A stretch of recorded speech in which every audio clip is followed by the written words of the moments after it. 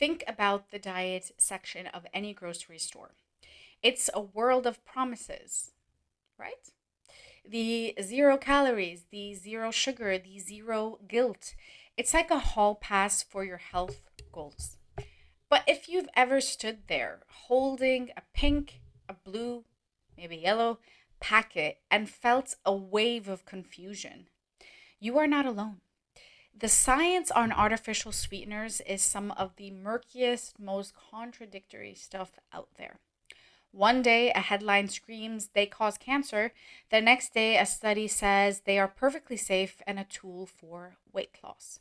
It's enough to make your head spin and just sit there confused on if I should or should not consume them. Today, we are cutting through the noise. We're not here for the scary clickbait, and we are definitely not here for the industry marketing. We're going to look under the hood at the actual mechanisms. How do these, if you want, nutritive sweeteners really affect your insulin and the 100 trillion bacteria living in your gut, and the most insidiously, the way your brain is wired to think about food. This isn't going to be an episode declaring something poison. It's about understanding the often unintended consequences of trying to trick 2 million-year-old your survival machine. Okay, welcome to my channel. I'm Belinda Dow, a clinical licensed dietitian. Let me break down the science for you.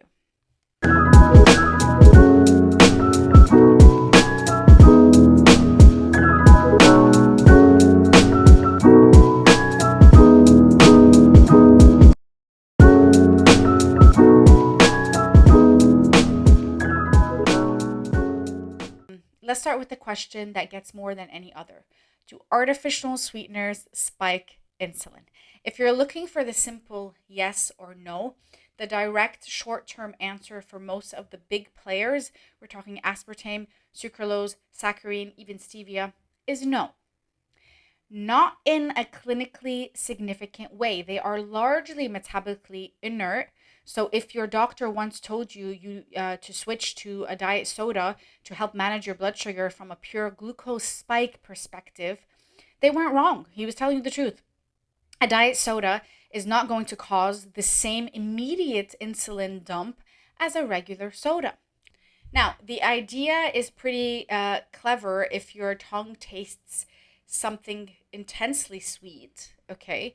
It sends a signal to your brain. Red alert, sugar is coming. Your brain then tells your pancreas to release a little insulin, just in case. If no real sugar shows up to the party, that little insulin burst, if you want, could in theory make your blood sugar dip and leave you feeling hungrier. It's a great story, right? Here's the problem. The human data supporting this is actually surprisingly weak. For most people, most of the time, artificial sweeteners just don't trigger that phantom insulin response in any meaningful way. So if they don't spike insulin and they don't spike blood sugar and they don't consistently trigger, if you want this phenomenal, then they're fine, right? Not even close. The problem is we've been looking at the wrong scoreboard. The real danger of artificial sweeteners isn't in the acute 5-minute spike. It's in the slow burn, chronic effects that play out over weeks and months. Let's talk about it. The gut microbiome disruption. This is where the plot really thickens. While your tongue might be easily fooled by the promise of sweetness without calories, the trillions of bacteria in your gut, they are not fooled, not one bit. There have been some studies that flipped the script on this entire conversation. They showed that certain non-nutritive sweeteners, specifically saccharin, sucralose, that are usually like, let's say, Splenda, and aspartame, can significantly alter the composition of your gut microbiome in some people. And here's the kicker. In these people, called responders, the sweeteners created a gut environment that actually favored bacteria associated with glucose intolerance. The sweetener itself wasn't directly doing the damage, it was the shift in the microbial nation it caused. So the researchers even took it a step further. They took the gut bacteria from the human responders and they transplanted it into sterile mice. And those mice who had never touched a diet soda in their lives developed glucose intolerance. The message was clear: the sweetener altered the ecosystem, and the altered ecosystem caused the metabolic problem. So think about that for just a second. By drinking a 0 calorie soda, you could potentially be making yourself more insulin resistant over time.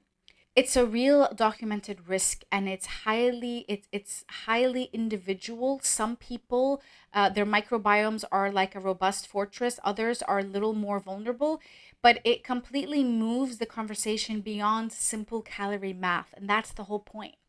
So how do we rewire our brain? Okay, so we've got the gut, but perhaps the most under discussed effect is happening a little higher up in your brain and your behavior. And this is where things get really fascinating. Artificial sweeteners aren't just sweet, they are hyper sweet. We're talking 200 to 600 times sweeter than table salt. The first thing this does is dilute your perception of sweetness.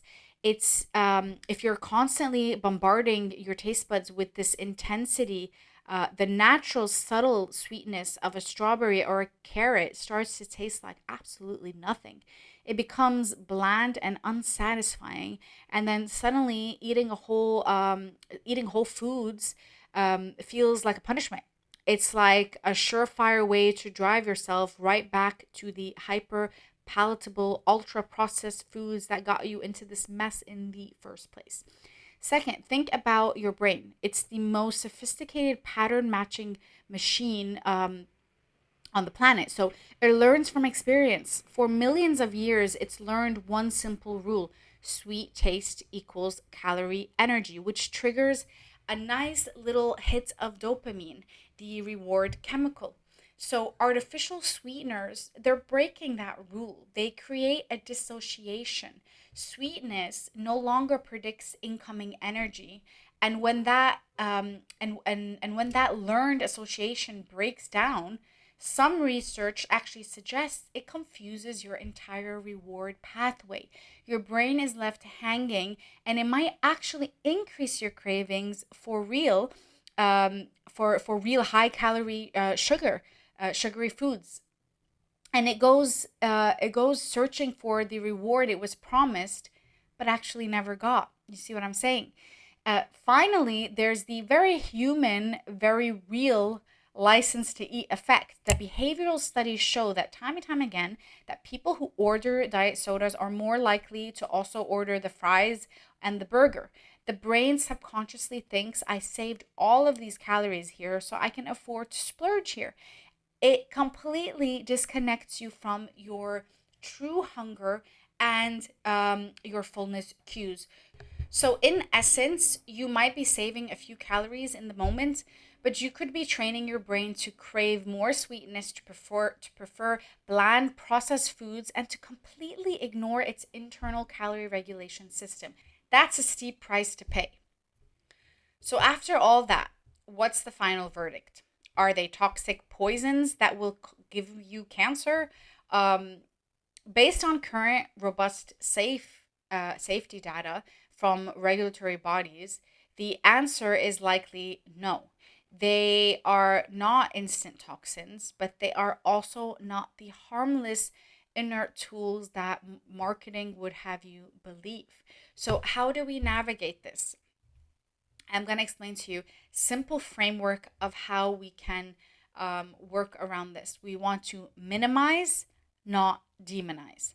If you use one packet in your morning coffee as a bridge to get away from 2 teaspoons of sugar, the risk is probably negligible.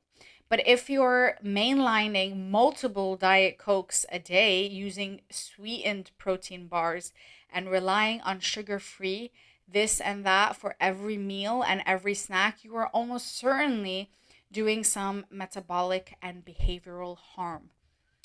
Choose the least worst option, is what I'm going to say. If you feel you need to use one, the evidence points towards whole leaf stevia and monk fruit as being a little more neutral, or even slightly positive for glucose and gut health. You need to become a label detective, and you need to avoid blends that cut them with erythritol or maltodextrin. So that's very important to watch out for. Try to get it very natural. The ultimate reset for your palate, it's a long game, okay? And you're basically weaning yourself off the intensity.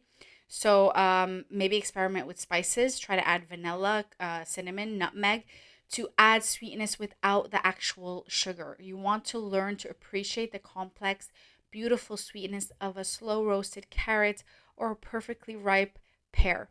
You want to refrain your brain to find joy in symphony of real foods and not the deafening drumbeat of artificial sweets. The goal here isn't to find clever ways to trick your body. It's to achieve metabolic freedom and build a healthy, peaceful relationship with food. I'm genuinely curious about your experience with this. Do you use artificial sweeteners? Have you ever tried to quit? How was that? How did it play out? Let's have a real non-judgmental conversation about this. I'd love to hear your stories. I struggle a lot with sweeteners, because I find myself replacing a lot of foods, and you know trying to make it easier for me to not have sugar cravings. But like I explained, it's a trick. It's a trick because you actually get more addicted to the taste of sweetness, and you actually start craving more sugary foods. So I battled with this a lot. I can say I got out of that, and I was able to really, I don't crave sugar the same way I used to from when I was first diagnosed with insulin resistance. And I've come a very long way with sugar, and I'm so proud of that. And a lot of that had to do with me cutting out sugar. It had a lot to do with cutting out even fruits at some point to kind of reset my taste buds. And I also stopped going for diet products. I went more down the road of choosing foods and snacks that have more fat, healthy fats in them, and less sugar and less sweeteners. I will get to that later on in other videos, because it's actually super important, and a lot of people don't know what are the right products to use, what are the right alternatives for someone with insulin resistance. Because we cannot, as someone with insulin resistance, you cannot just spend your whole life running away from sugar and then replacing it with artificial sweeteners. You are not going to heal the way that you think you're going to heal, as I explained in this video. So there are a lot of, if you want, marketing scams you want to stay away from. There's Everyone is going to market their product as something that is healthy, something that is going to reduce sugar levels, etc., etc. But at the end of the day, it's really just a market. It's just marketing, and you have to really look for the products that are going to lower your insulin, that are not going to affect it, is what I would even say. So we will get into those products as we go along. I hope this video was helpful. Subscribe. Let me hear you in the comments. Thank you for watching.